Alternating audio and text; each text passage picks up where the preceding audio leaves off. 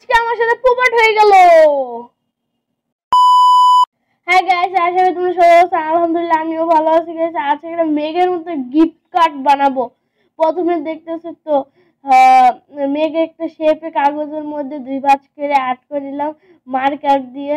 Guys এটা তো অনেক সুন্দরই হয়েছিল আমার কাছে মনে হলো। তারপর গাইস এটা কাট করে নিলাম মার্কার দিয়ে, তারপর চারপাশে করে নিলাম।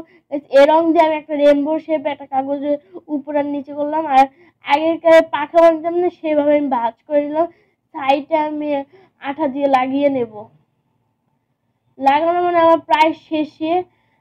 লাগানোর পরে আমি এটাকে ভালো করে চাপ চুপ দিলাম।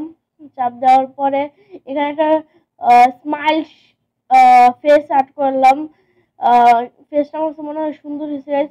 এই যে যখন গাইস আমি মার্কার দিয়ে করছি এটাই আমার ভুল হচ্ছে।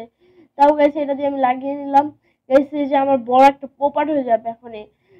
হাই লাভ এটা গাইস আমি কেন যে দিয়েছিলাম গাইস আমার মাথায় আসছিল না গাইস। এই যে এটা হয়তো পিছনে দাগ হয়ে গেছিল গাইস, এটা তো কি জানি মার্কের বলে গাইস।